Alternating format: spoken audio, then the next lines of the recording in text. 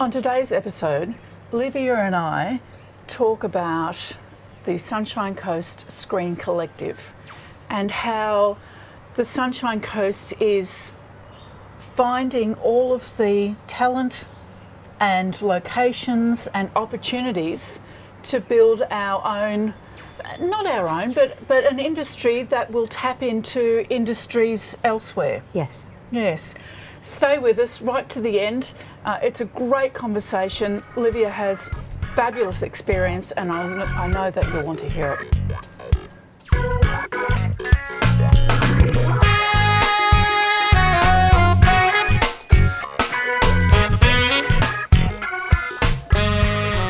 Hello and welcome to Stories from the Red Couch. I'm Robin Cook and today my guest is Livia Hanich. Hi Livia.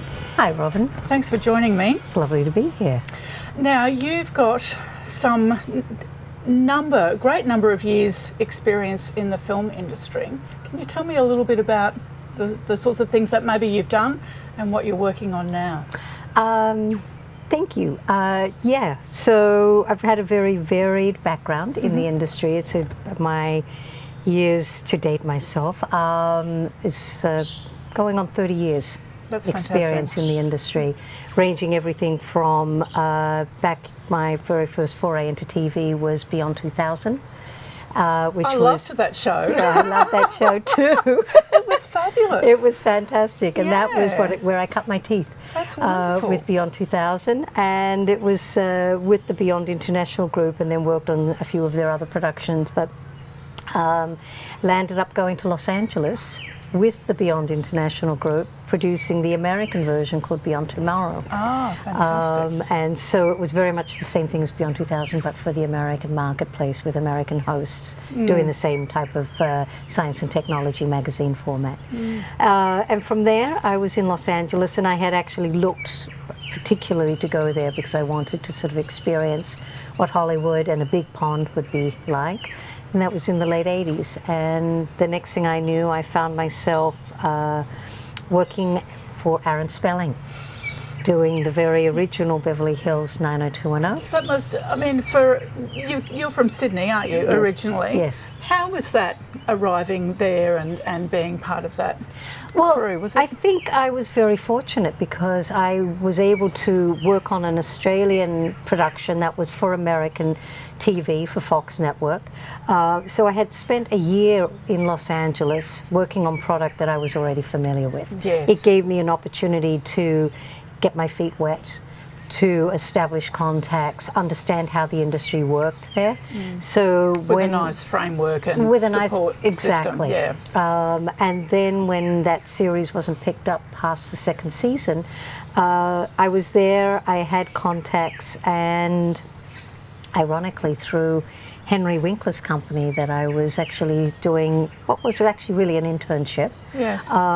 Because I wanted to see what it was like working inside that studio system and for a production company under a production umbrella in the studio. And it was during that time that one of the producers working at Mr. Winkler's company, called Fair Dinkum Productions, who loves Australia, by the way, and that's his production company name, Fair Dinkum Productions. That's funny. That approached me and said that he was going to be the line producer on a teenage drama series, and would I like to join him on that production? And I thought, wow, I've come from incredible science and technology, magazine format, documentaries, things that had the opportunity to make differences in people's lives. Yes. And I was going to work on a teenage drama series. I thought, well, it's a credit. Absolutely. And none of us had any clue it was going to become so popular what it was. So working with Darren Star, working with Aaron Spelling, that was my first foray into long-form dramatic TV. Yeah, how and exciting. I spent the next 7 years at Aaron Spelling's company working on Beverly Hills 90210, then segued that into Melrose Place, and then several other pilots along the way, but predominantly spent 6 seasons working on That's Melrose incredible. Place. It must have been almost like a galloping horse in some ways to produce that much content Yes. so regularly. Yeah, we were producing 28 and 32 episodes a year That's per phenomenal. season. We're now down to people are lucky if they get 13 episode orders, and That's right. more often we're looking at 6, 8, 10. But the markets change. I think that we're looking at programming that's more year-round programming, Yes. and I think to vary that programming, they're looking to produce a variety of content, which is why you're seeing shorter orders to fill that the yearly slots. Yeah. So so from spelling days on 90210 Melrose Place, I went back for a period of time back into factual, which then became reality TV. And had an interesting experience working for Fox International doing the international versions of Temptation Island. And that one was, it was more about the logistics, the experiencing setting up a production in third world country. Honduras was our first one. Okay. Thailand was our second. Set up the whole infrastructure so that every couple of weeks another production an international production, German, Canadian, Portuguese, French, UK would come through and shoot their versions. Okay, so each country had their own version of that. Wow, okay. So it was that kind of to have a US production base, yes, all set up with the resorts, the cameras, and then the international partners would come in with their contestants, with their crew, because oftentimes with language, and shot their version over 2.5 weeks. Yes. So it was from that production logistics that I enjoyed that. That would have been exciting. I mean, I was. can imagine just all of the components that go together. And people coming in and just seeing this seamless Yes. Organisation that they can come in and work to. That must have been fabulous. And it gave them a higher production value, because now the course. costs of the setup, of the initial setups of the resorts and everything's amortized Yes. across multiple partners, as opposed to each individual territory having to do all of that from the ground up. That's a really lovely collaboration style, isn't it? It that, is. That maybe you don't always hear about. No, because collaborating. traditionally you see formats are sold and each country buys the format and it Yes. produces its version, and some are successful and some are not, and that's all based off of what type of budget dollars that they have, and oftentimes nowhere near what it is when it's particularly coming off of a US brand. So they saw some really wonderful successes with that, and that was really that was a new model that the Fox International, under the Fox Television Studios umbrella, came up with that model, which was really wonderful. So having had that experience, the factual really isn't my cup of tea. No. No, especially when, the nature. For me, science and technology, that was great because we were presenting fact. The reality TV these days is a lot of, it's the competitions and the pitting of people against each other and all that sort of stuff, and I don't think it necessarily always brings out the best. I would have to agree with you. Yeah. Yes. And so for me, that's not very inspirational. Coming off of real reality TV, factual, that can inspire. So with that, I went on and I then went back to dramatic TV, and I worked on Pushing Daisies with the wonderful Brian Fuller, which was such an incredible series. Very challenging for a television budget at that time. Yes. With its visual effects and the style of that program. We were making a little mini feature film every single episode, and that was just amazing. Sadly, the writer's strike in America was what killed that show. Oh. So anyway, we all move on. Next on from there for me was Terra Nova, which was a US production, but it was shot here in Queensland. Ah, okay. And so... Where was that located? That was located very close to the Gold Coast down there. So we had our production offices based down there, and we had studios down there, but we also had a very large practical set built on location on a private property, which was the whole compound for that. So that was another interesting logistical challenge of shooting a series down here, and then we were doing all of the post-production back in Los Angeles. very ambitious, again, with dinosaurs and futuristic content and all that sort of stuff. And I seem to always get pulled into these very ambitious visual effects style shows. Yeah. And I had the opportunity to work with people like Steven Spielberg and his company DreamWorks, Peter Chernan's company, and of course it was under the 20th Century umbrella, and also Brandon Braga, who hails from the Star Trek franchises and all of that. So I've had the pleasure across my career in that, working with some very big weight, very talented, and the people I really gravitate after are other, it's the directors and the producers and the writers that I'm always enamored of, and having had the opportunity to work with some incredible people. That's fabulous, isn't it? But then I also then went and stepped back into Factual, where I had then had the opportunity after Terra Nova was to work with Anne Druin, who is the widow of Carl Sagan, and worked on the next version of Cosmos. Oh, yes. And Cosmos to me was sort of almost like the epitome of the summation of my career. It brought everything together for me. A wonderful telling of incredible fact and science of the creation of the world and the universe, told in a very informative and visually compelling way. Yes. And to tell that story required some very robust visual effects. It would have that. Yes. But then to work with somebody like Anne, who was just incredible. Well, Carl, I always love the work of Carl Sagan, so I can imagine that. Yes. And then Neil deGrasse Tyson stepped into Carl Sagan's shoes. So Neil was our on-camera front person, who's an amazing astrophysicist, incredible man, incredible mind, and so incredible to work with. So that was Cosmos. And then went on to do 12 Monkeys, which was the television version of the feature film. Yes. And that was my last dramatic show that I did in Los Angeles when my husband and I decided to move to Australia as actually a better place to raise our children. And so now you're here and you're in Noosa, and you're working here as well. Yes. So it's not like you've abandoned your career or anything in coming here. Though coming to Queensland and going to Noosa, I really didn't have a grand plan. No.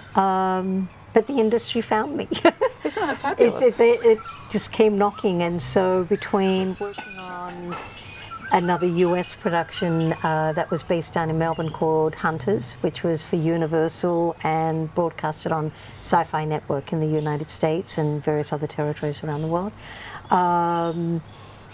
It was all familiar, same studio, Peep Studio I'd worked with, an executive producer I had worked with who created the series. So that was really great to all of a sudden find myself back in Australia on a US production. Yes. But it also gave me a chance to sort of slip back into the Australian industry in a sense of reconnecting with the industry down here. And it must have been, I mean, it would be a very different industry now to when you left. Very different. Yes. Yeah, very much so. More mature, still around an Australian voice. Do we have a strong Australian voice that you can see? I think there is a very strong Australian voice, but what I'm excited about is seeing that Australian voice telling more international stories. Yes. Which I think is hugely important in these days, because the audience has to be, the content has to be able to appeal on a global level. Absolutely. To be able to be successful, to be able to find the right kind of financing structures. So I think that's without a doubt. So there's those universal storytelling approaches that we're taking. Yes. But still within an Australian context that's still, attractive to those overseas viewers. And case in point being the two productions that I've just finished working on. So for a really Hoodlum, which is a Brisbane-based production company, company that I've always been aware of for many years when I was back in Los Angeles. just my timing seemed to work out that they got a commission for a series called Harrow, Yes. which was for the Australian Broadcasting Network here, and our international partner is ABC Disney Studios. Oh, And fabulous. so they are our international partner, and then they have all the international rights on that series. So with that, we told a great story of a pathologist in his environment, but that has become really successful on the international marketplace, airing on Hulu in the United States, Okay. and in many territories around Europe. And we are now already shooting our second season. That's brilliant, with isn't it? conversation of third season starting, shooting that in August of next year.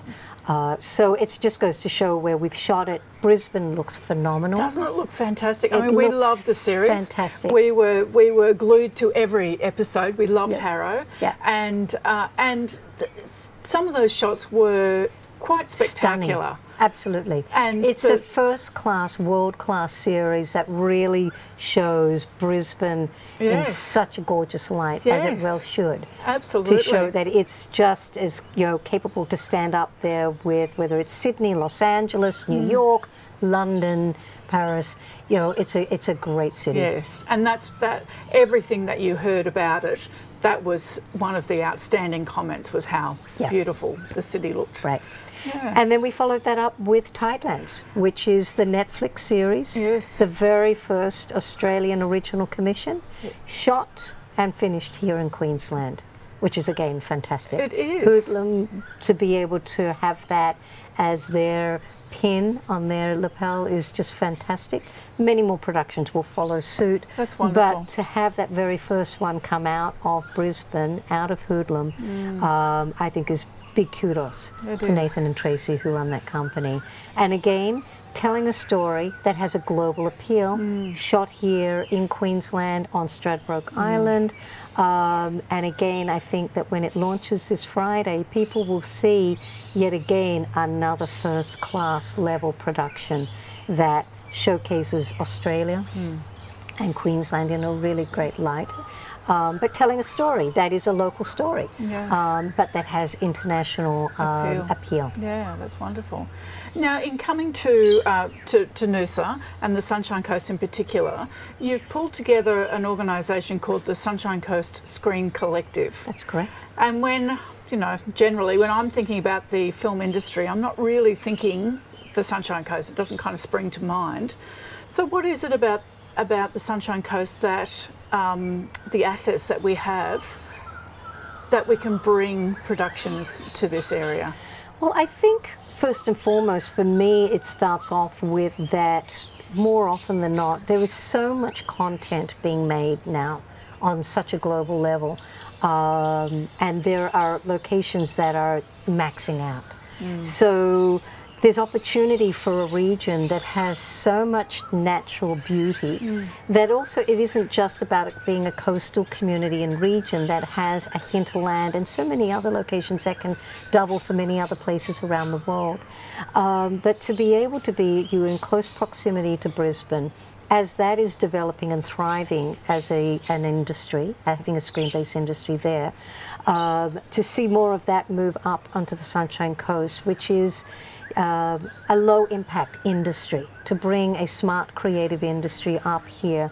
There are many creative people up here, so to be able to tap into some of the existing creative talents that exist up here, and create another industry up in this region. And it's about melding lifestyle and opportunities so that people can live in an incredible place like this and not have to be forced to have to live somewhere elsewhere in more expensive cities, Yes. and still be able to live work. and to work in an industry that they're gravitating toward. So what sort of jobs do we have up here that is useful?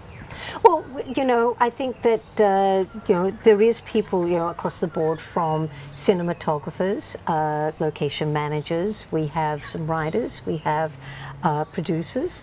We have talent up here.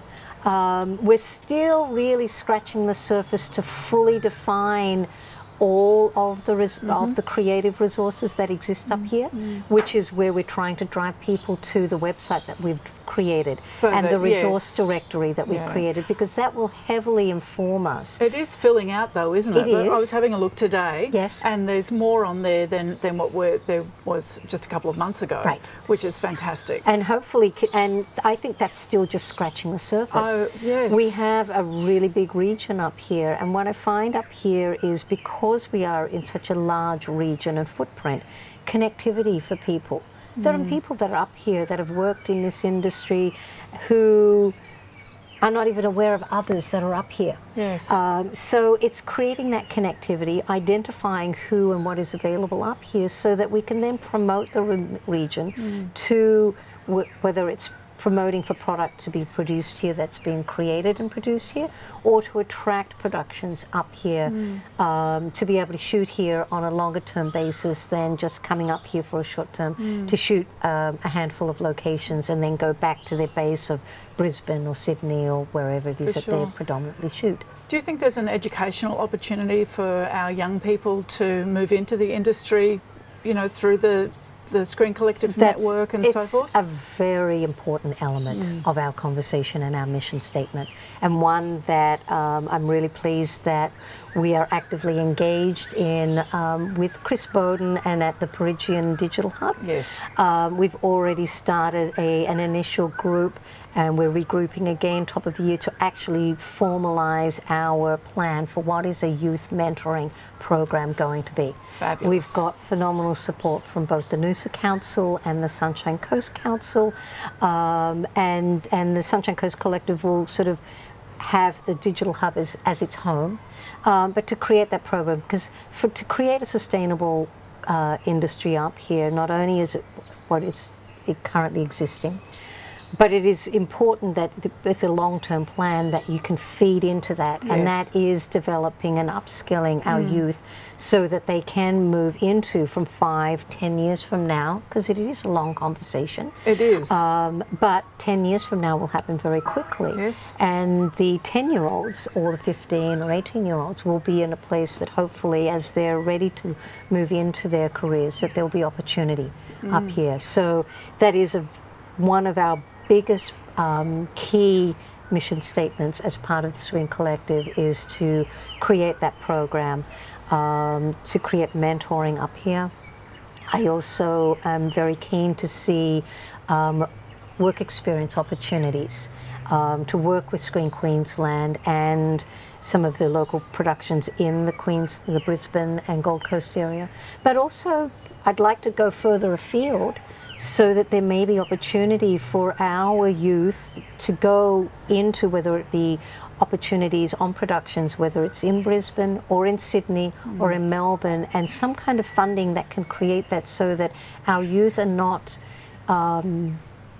handicapped because they live in a region. Yes. Compared to other youth who live in Sydney or Melbourne, where there is a lot more opportunity for them to get exposed to that. Absolutely, and a lot of the young people here are usually keen to leave because they have limited experience here, and they are looking for something. But if we're putting a pipeline for them to come back, if we're creating that opportunity and they see that there is opportunity and productions or work in the digital arena, you know, because screen now is everything from... It is. We're not just talking movies and TV. Television. We're talking, you know, online streaming in every way, shape or form, augmented reality, into virtual reality. It's so exciting. It is hugely exciting. It really is. And there are so many different opportunities within all of those realms. Exactly. So, yeah, I think that's our purview, and something that I'm really proud and excited to be a part of. That's wonderful. Thank you for joining me, Livia. It was so good to talk. You're absolutely welcome. I'm really looking forward to being part of the Screen Collective, you know, going forward. Well, absolutely. Yeah. Love having you with us. Yeah, thank you. Cool. Thank you for watching. Have a fabulous week, and we will see you next time.